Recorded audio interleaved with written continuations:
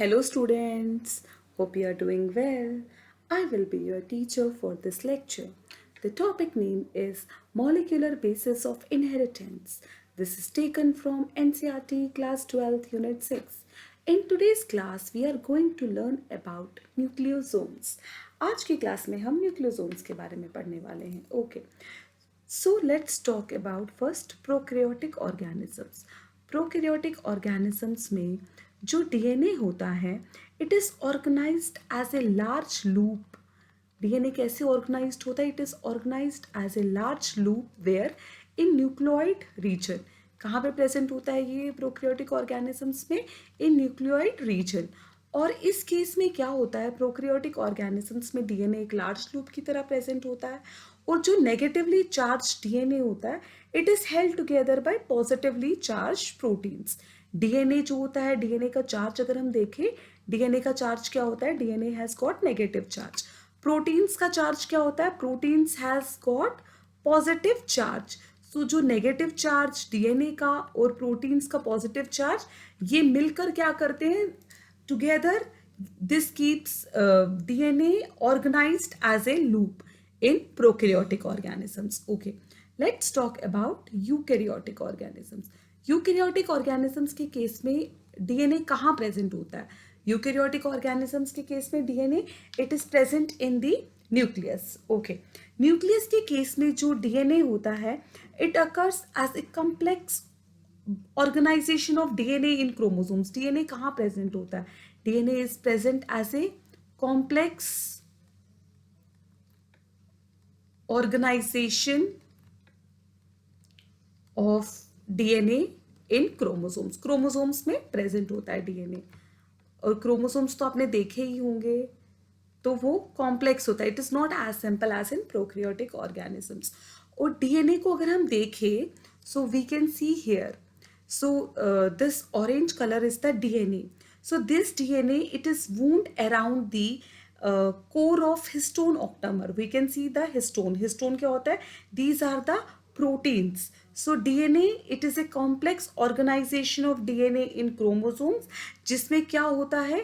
We can see DNA it is wound around the histone octamer. किसके around होता है ये हिस्टोन ऑक्टामर के अराउंड प्रेजेंट होता है और ये मिलकर क्या बनाता है? डीएनए और हिस्टोन ऑक्टामर मिलके क्या बनाते हैं? They form the nucleosome. So DNA which is wound around the histone octamer in eukaryotes it forms the nucleosome. Okay, histones क्या होते हैं? Next our question is what are histones? Histones जो हैं these are the positively charge proteins. Histones क्या होते हैं? They are positively charge proteins. Okay, और जो हिस्टोन्स होते हैं they are rich in basic amino acids. ये क्या होते हैं? ये रिच होते हैं बेसिक एमिनो एसिड्स में. और कौन से एमिनो एसिड्स प्रेजेंट होते हैं हिस्टोन्स में? Lysine and arginine.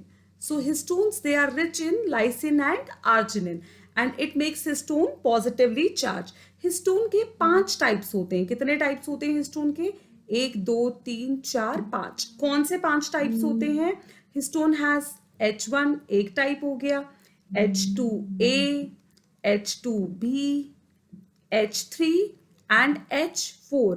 These are the 5 types of histone proteins जो कि जिसके अराउंड डीएनए जो होता है वो रैप्ड अराउंड होता है. और यहाँ पे हम देख सकते हैं there are 2 molecules of 4 histone proteins. ये 1 2 3 4 ये एक हिस्टोन मॉलिक्यूल है और उसके पीछे जो हमें दिख रहा है 1 2 3 4 ये एक और हिस्टोन मॉलिक्यूल है. सो ये 2 मॉलिक्यूल्स ऑफ 4 हिस्टोन प्रोटीन्स ये मिलकर क्या बनाते हैं? हिस्टोन ऑक्टामर, जिसके अराउंड एक डीएनए जो होता है वो रैप्ड होता है और वो क्या फॉर्म करता है? वो फॉर्म करता है न्यूक्लियोसोम. और ये हिस्टोन ऑक्टामर का क्या होता है?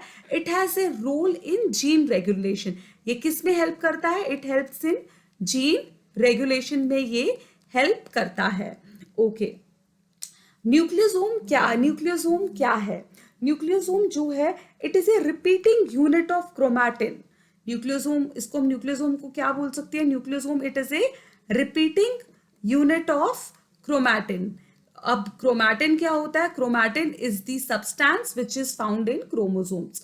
तो न्यूक्लियोसोम क्या है? It is a repeating unit of chromatin. Chromatin किसका बना होता है? डीएनए और प्रोटीन्स का. तो न्यूक्लियोसोम उसी का रिपीटिंग यूनिट है, यानी कि डीएनए भी प्रेजेंट है और प्रोटीन्स भी प्रेजेंट है. ओके. एक न्यूक्लियोसोम में कितने डीएनए प्रेजेंट होते हैं? One nucleosome contains around 200 base pairs of DNA. कितने डीएनए होते हैं एक न्यूक्लियोसोम में? It contains around 200 base pairs of DNA. Okay.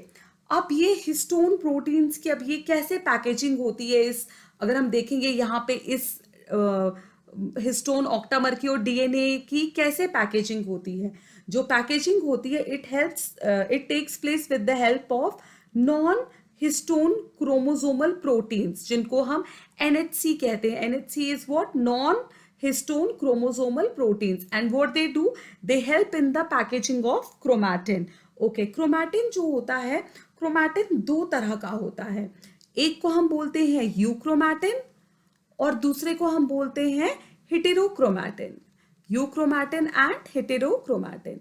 Euchromatin जो होता है ये ट्रांसक्रिप्शनली एक्टिव एरियाज होते हैं. ये वो एरियाज होते हैं जहां पे ट्रांसक्रिप्शन हो पाती है, जो आगे जाके प्रोटीन्स बना पाता है. और यहाँ पे यूक्रोमैटिन में क्या होता है? क्रोमैटिन जो है ये लूजली पैक्ड होता है यूक्रोमैटिन में, और यूक्रोमैटिन जो है इट इज लाइटली स्टेन्ड. अगर हम यूक्रोमैटिन देखें, ये कैसा है? ये लाइटली स्टेन्ड होता है. Okay. On the other hand heterochromatin जो है ये ट्रांसक्रिप्शनली इनएक्टिव होते हैं, यानी कि इनमें कोई भी ट्रांसक्रिप्शन कुछ भी नहीं होता है. और यहाँ पे क्रोमैटिन जो होता है वो डेंसली पैक्ड होता है. और अगर हम इसकी स्टेनिंग देखें तो ये कैसा होता है? It is darkly stained. So euchromatin is lightly stained, heterochromatin is darkly stained. And non-histone chromosomal proteins, they help in the further packaging of chromatin. I hope you understood the explanation. Thank you.